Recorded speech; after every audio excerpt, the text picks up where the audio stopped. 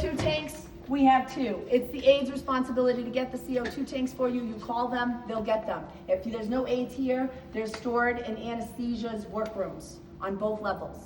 Does everybody know that? Any questions about where to get your O2 tanks? What's the code? CO2 tanks. It's written on the door jamb. Do not tell Jayco that it's written on the door jamb. But that's the only way I can remember, okay? I have made sure that every single tank has one of these attached. If you find that your CO2 tank does not have one of these attached, please let me know. I don't know who moved it because they don't like the way that it bangs on other things, but the problem is if you can't, what's it called? You can't touch both things with it, then it doesn't serve your purpose. But one way or another, this is so nobody steals it, okay? See, it's got its holes right there.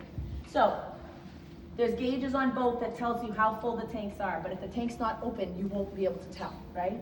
Okay, so if your tank is running low, this thing has an arrow on it that points in the direction of whatever tank is open right now. Okay, you gotta look and find the arrow. So the arrow is pointing this way, that means this tank is open. The simplest thing is to always make sure that you have 2 full tanks each day. The way you can check is to crack your tanks, okay? If you make sure both tanks are open, as this one is, and as this one is, it'll give you an adequate reading of what's in both tanks, okay? So if this tank runs empty, the simplest thing to do, turn your dial to the other tank, open it, and you can proceed with your case. But don't stop there. This is when the problems arise. People open the other tank and they don't change the empty one. Now, you're in the middle of a complicated dissection of the colon and you have 2 empty tanks and it's sinking down on your patient's belly and the surgeon is pissed and the aide hasn't even returned with the tank. If you did your job the first time, we wouldn't be here, okay? So, the first thing you do when you see your empty tank is you close it completely, okay? Righty-tighty, all right? All the way until the tank is closed. I should have had Peter do this because his voice is better, he's stronger. Sorry. Anyway, close the tank at the top until it's tight as can be. Use the same keyhole to release. Now I can't do it. To release this. Peter, come do this for me, will you please? I'm going the wrong way, that's why. Yay, Peter. If that happens and gas leaks out, that means it's not tight enough or it didn't have a perfect seal to begin with. When it's loose, you undo it, slide it off the top, take the tank away, okay? Now you take your new tank, you put it in the spot. Inside this gauge, there's one side that has a screw knob. That knob attaches to the, there's a knob there that tightens into this spot right here. The other side has 2 metal knobs and a round key.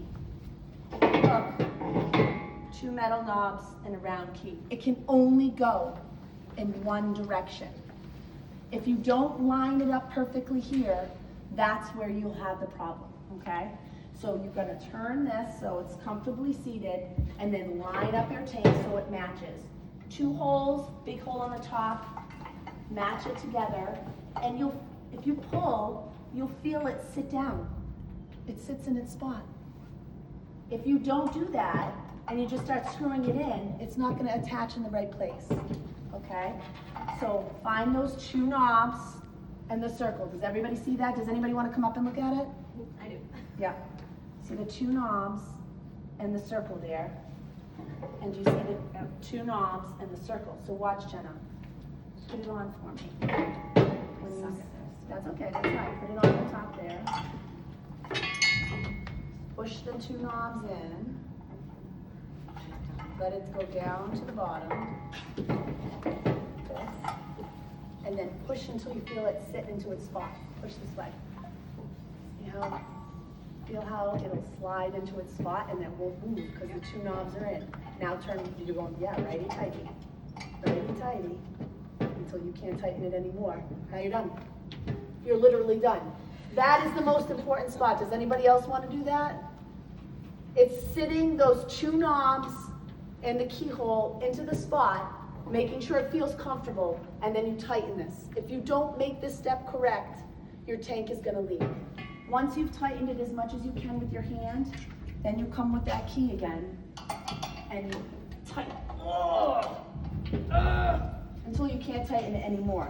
Now, when you crack, you shouldn't hear a noise, and you'll see your tank inflate. Now you've changed the tank. It is so much better to do this when you're not stressed out, when nobody's watching you, okay? So that is why it is key for each of you. When you have an empty tank and you switch to a full, it's so key to change that tank now so you don't leave your next person stranded. Are there any questions about this?